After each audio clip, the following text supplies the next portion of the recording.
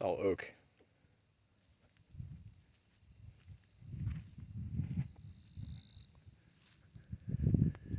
These two are ash. That I have no idea. Might be oak. Might be elm. I don't know. It's kind of hard. All the piles are gone. They're all moved either to here or to here. And I also installed this metal thing here. It's a single segment of tin roof. I've got some railroad tie bits behind that are free floating but are attached to keep it standing up, and then it's also nailed into the bottom rail of the original landscaping. So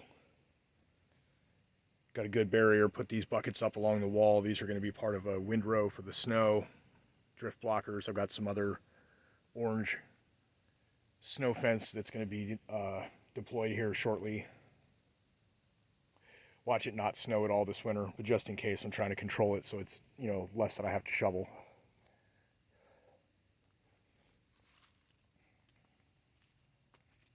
Had an epiphany in the shower after doing this.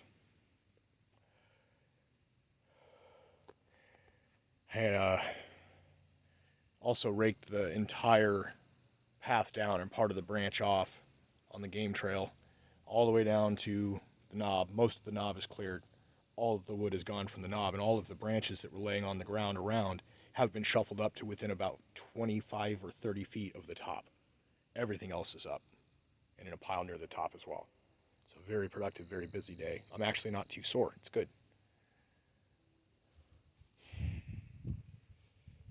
So,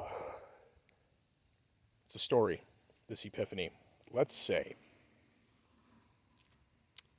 there is an unexpected situation in which spontaneous fires, burning wood, like some pieces of wood just catch fire.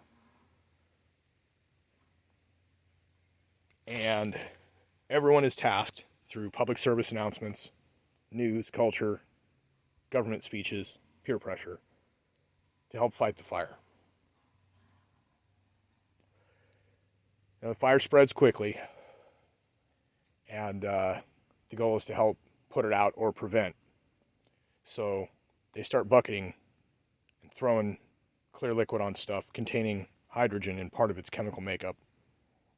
Probably oxygen too, but not always.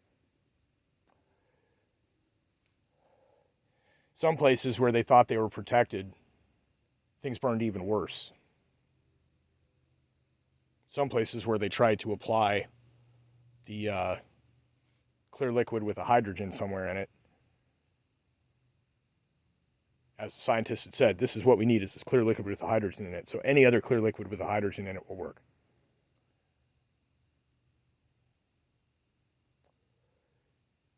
People are like, oh, well, what about these fires that are getting even worse and the preventative ones that were worse? And they said, well, you did it wrong then, so here's how you do it. This is the government authorities. This is the Centers for Fire Control and the National Institutes of Fire and Inflammatory Burnings. And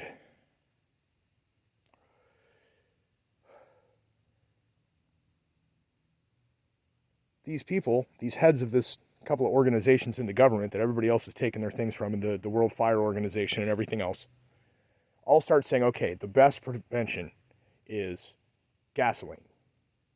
Second is kerosene. Third is alcohol.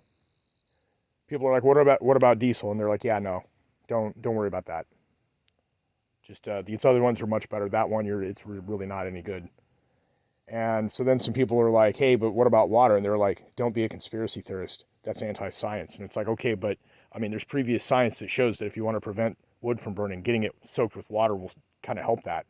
And if you want to put a wood fire out, water's about the best thing to use for that. And they're like, you are killing people with your nonsense. People that express this opinion or refuse to use alcohol or gasoline or kerosene to try and prevent or put out fires, people who refused that were fired from their jobs.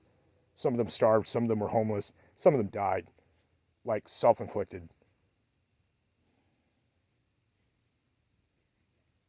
And then afterward, eventually, the heads of the organizations came around and said, oh, yeah, it turns out all of those were inflammable means that it's even more flammable, not unflammable.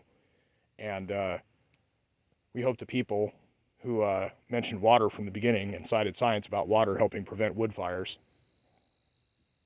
would forgive us. That's what it is.